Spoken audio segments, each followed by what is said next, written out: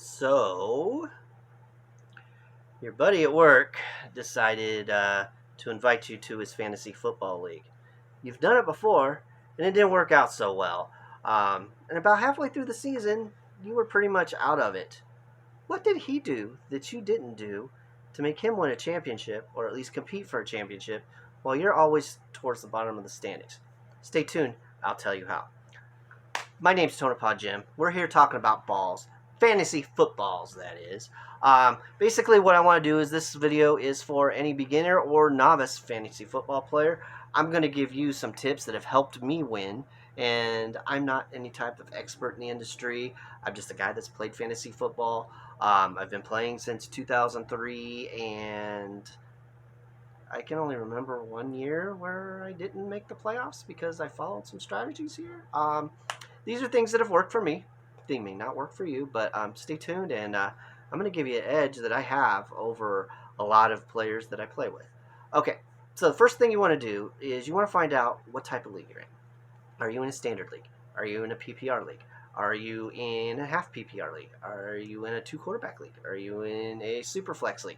These are important details when you decide which players that you want to draft in your fantasy football league. Making the wrong decision could cost you a chance of competing, and a lot of times this is where a lot of people go wrong. So once you've once you've looked, you go onto Google and you Google, say this is 2020 this year, so we'll use that as an example. 2020 fantasy football rankings, standard, PPR, half PPR, whatever type of league that you're in. And by the way, those of you that don't understand the lingo, PPR means points per reception. Some leagues actually give you points for every reception a player has. So kind of fun. That's a really important deal because some of the player rankings change in PPR versus non-PPR and versus Superflex and two QBs because QBs become more valuable there. So the next thing you want to do is you want to look at the players that are ranked. Now, you're a football fan. You can make decisions on your own.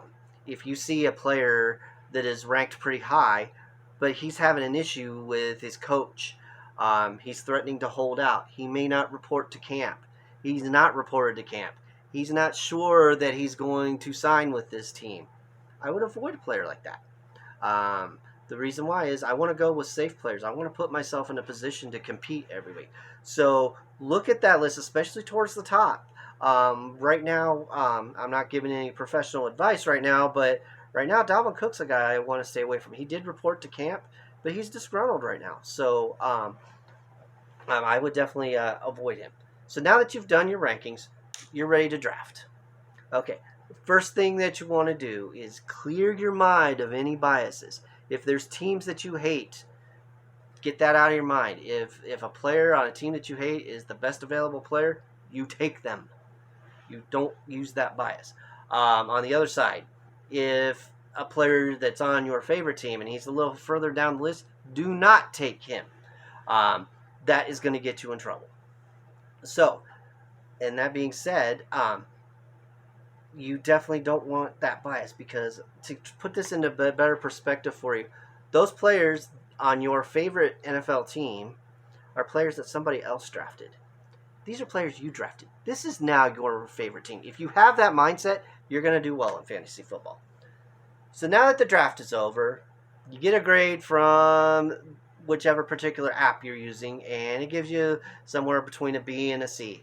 Don't fret. I won a championship last year. After my draft, I was given a C+ rating.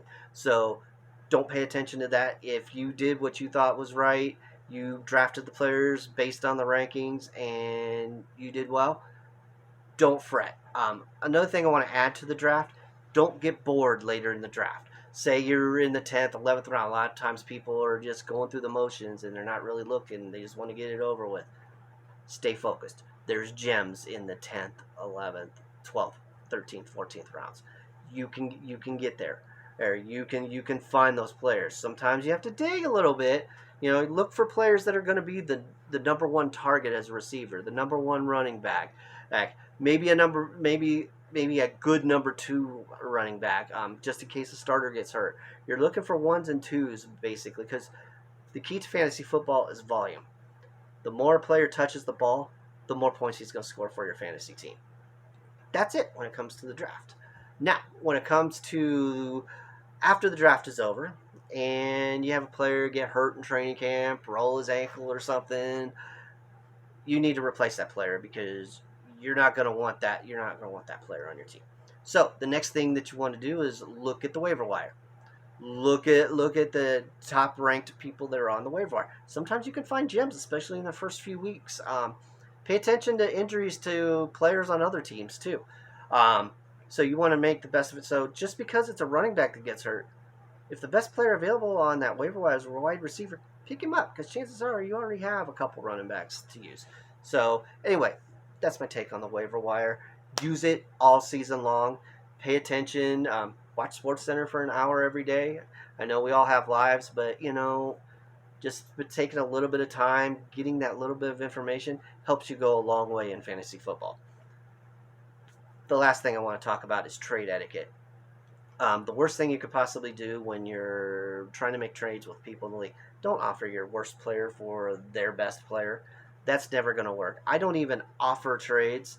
What I do instead is I go ahead and send a text message to that person because the thing is, it's just like a sales pitch. You're trying to close the deal. So in order to close the deal, you've got to give somebody else something that they want. So a good example is, hey, I see so and so your running back is on your bench. I'd really like to have him. I see that you might need a wide receiver.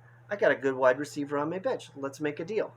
And tell them why that person's good. There's nothing wrong with that. Hey, if we make this deal, this gives you a wide receiver that'll make a ton of catches for you. And what it'll do for me is it'll give me a running back and solidify the running back position on my roster.